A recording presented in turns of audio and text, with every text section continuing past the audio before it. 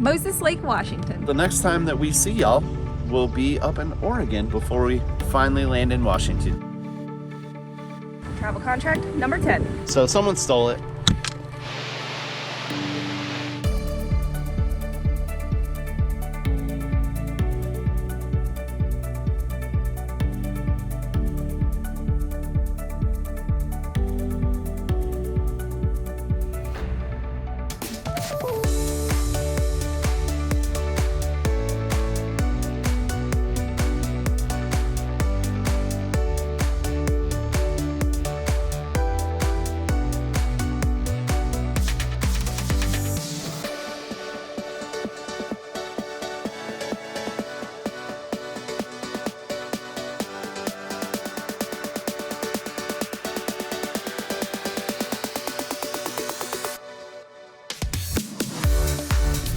I can only imagine that y'all have two responses here.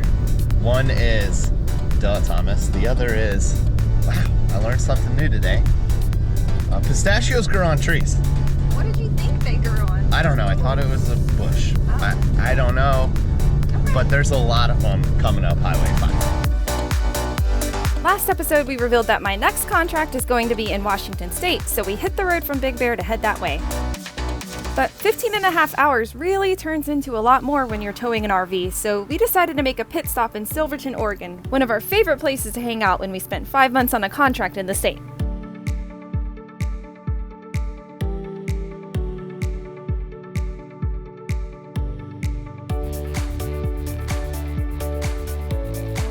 When we visit Silverton, we always stay at Silver Spur RV Park because it's so close to downtown you can even bike there. And the work on our RV is never done, so it also gave us a good spot to make some repairs before the last leg of our trip. Well, we do have a couple of repairs going on here in Oregon. Our bedroom slide cable, it's about to snap, but this is not our first rodeo. No, I guess you can't really call us newbies anymore. No, it's our second. This is the source of our problem. We've got the cable splitting right here on the outside. Not only that, but there is a piece of this wire, if you can see, all the way going up inside of the gears. Not ideal. And here's a fun story. 2 days before we left Parker, Arizona, we had our 2.5 ton jack out ready to do our bearings on the RV. Woke up the next morning, it was gone. So someone stole it, and we have now replaced it with a 6 ton bottle jack, which seems to be the better option storage wise, and it seems like it's going to do the job for everything that we need. And not to mention, it was actually a lot cheaper. It was like $45. We're not going to show you today's entire process because we just want to get it done. We got stuff to do, but we have done an entire video on how to fix the slide out, so if you're interested in that, we will link it right here for you. Another fun issue that we had is with our city water inlet. So when we kept hooking up the hose, it kept spitting itself right back out, and the problem is there's a little valve right here that kept getting stuck. So we went ahead and replaced it. This one cost about $40-ish. It does have copper fittings, unlike this one, which we chose because we live in it full time, and also because it was the only black one and I wanted it to match. I mean, just 3 days ago, we had to pick a spot on a map to go to hang out for a week. Well, we got some stuff done, and I feel like this is probably a good choice. Not a whole lot of places that we visited more than once, but this place is definitely one of our favorites. Our good friends Beth and Austin also live in Silverton. In fact, last time we were in Oregon, they let us mooch talk on their beautiful property in the mountains. I tell you what, 10 acres of some of the most beautiful property I've ever seen, and they say on a clear day you can see Mount Rainier, Mount Hood, Mount Jefferson, and one other mountain I'm not in. Oregonian? Is that right? Oregonian? Oh, you need to throttle, girl. I'm not even pedaling. Yeah, I don't. I pedal very minimally on that thing. Amazing. Pretty dinner. It was so fun to hang out with our friends and enjoy a delicious meal and some great company.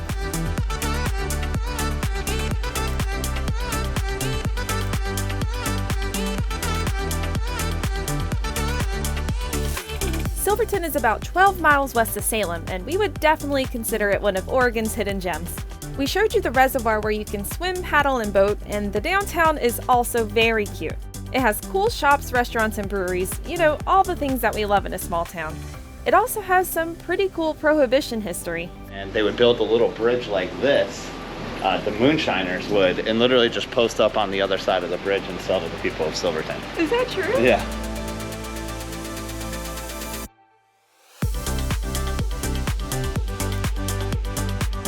not ashamed to say that I have been to the Oregon Crafters Market 4 times.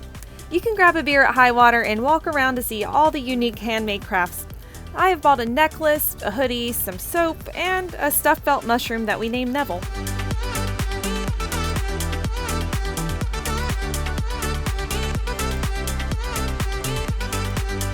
While we didn't have time to visit it on this trip, if you're in the area, you must visit Silver Falls State Park. It's the largest state park in Oregon and one of the most visited. The Trail of 10 Falls, as its name suggests, takes you past and even behind some of the 10 waterfalls.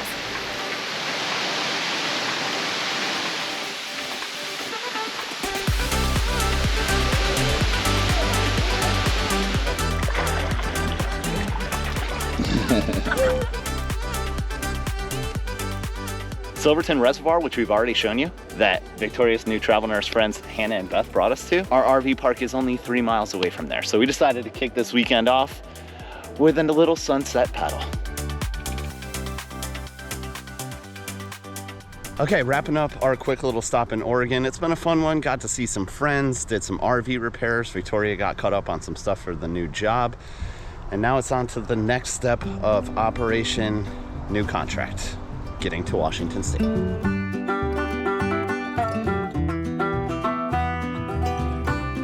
Lucky for us, our route to Moses Lake, Washington took us on the Columbia River Gorge Highway, which is America's first scenic highway and a National Historic Landmark. This drive has beautiful views all around, and you can even spot the famous Multnomah Falls right off the highway.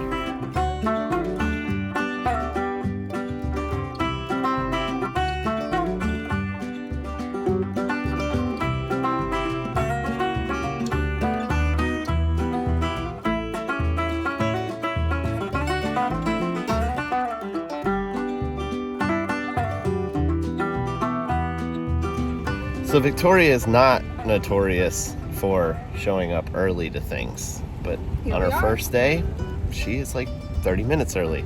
To be fair, I thought I was supposed to be here 30 minutes earlier than I was supposed to be, so oh well. We've been in town for less than 48 hours and Victoria's getting to it on her first day, so everybody wish her luck.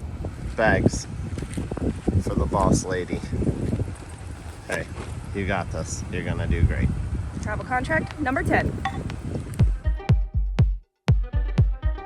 With the first week of work out of the way, we decided to explore our new home base in Moses Lake.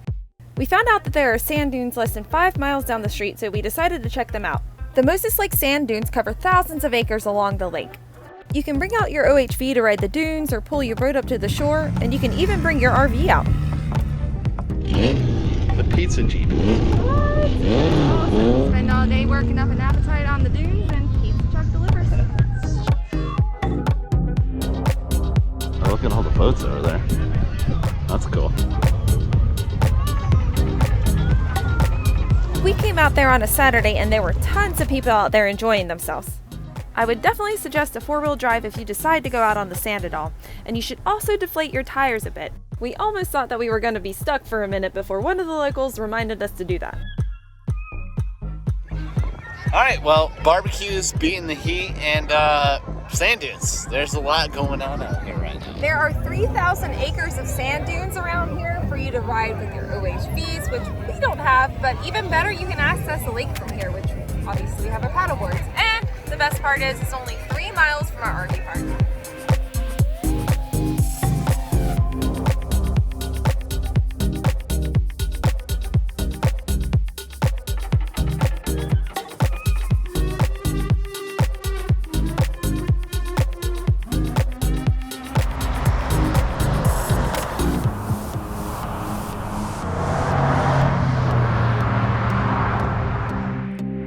Another spot that's walking distance from us is Blue Heron Park. You can play around a disc golf, hang out on the beach, go fishing, or rent a paddleboard or kayak to take on the lake.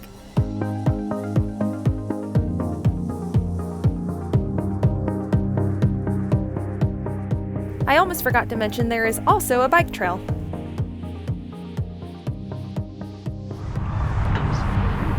That's cool. It's been a while since we've been in a place with lush green grass, so, you know. It feels pretty good. Literally touch grass. You really should go out and do it. This is actually really cool. super convenient to put our boards in here. You ready to go find some wine? Go. Via paddleboard?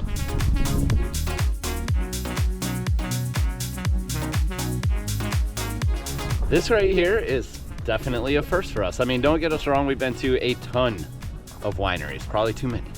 However, we've never been to one via paddleboard. Yeah, our RV park is right on Moses Lake, which is cool in itself, but it also has access to a bunch of water trails where you can just paddle through neighborhoods and up to Comics Cove cellars. We're about to pull up to the winery, and essentially we got here in 15 minutes. Not so even.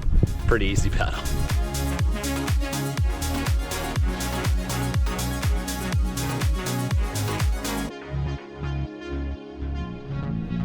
Are you the winery guard dog?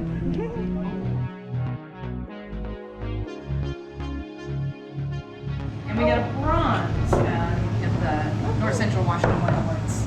How you doing? Doing good, thank you. Rosé all day. Those are the guidelines you gotta work. Sunday fun day. Luckily, we showed up on a day where they had lots of vendors and we had fun walking around, and of course we had to buy a candle. The vineyard is located on what used to be sand dunes, but is now actually stabilized by the grapevines. And fun fact, they used to grow huge pumpkins before they grew grapes.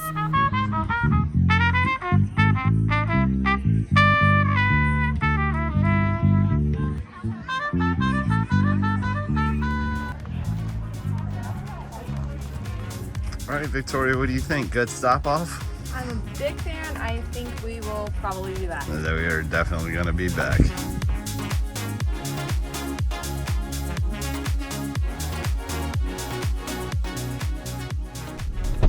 There she is. First day, girl. First day done. Show me that collage. Oh my gosh, let's not talk about it. I think it goes without saying not all hospitals are the same and not all orientations are the same, because Victoria would be doing arts and crafts at orientation today. Yes, that was very interesting. I mean, this is my professional career where I do save lives, so it seems only appropriate that in orientation we do arts and crafts. Other than that, what do we think? Everybody was super nice. They actually seem to love this hospital and love working here, so that's always a good sign. Okay, that's a good start. The water paths off Moses Lake aren't just good for bringing you to wineries. There are miles of water trails through a beautiful wildlife preserve, and I think we may have found our favorite new local spot to hang out on our paddleboards.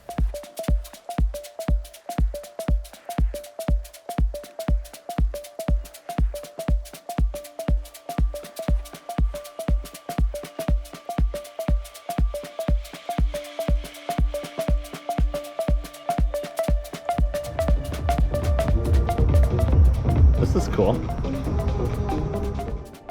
When you get tired of exploring the trails, you can paddle on out to the lake for some more fun.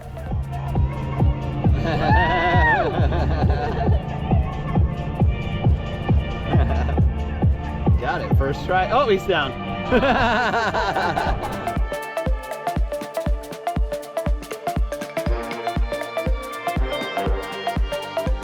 We've really enjoyed our time in Moses Lake so far, and we can't wait to show you more of what Washington State has to offer.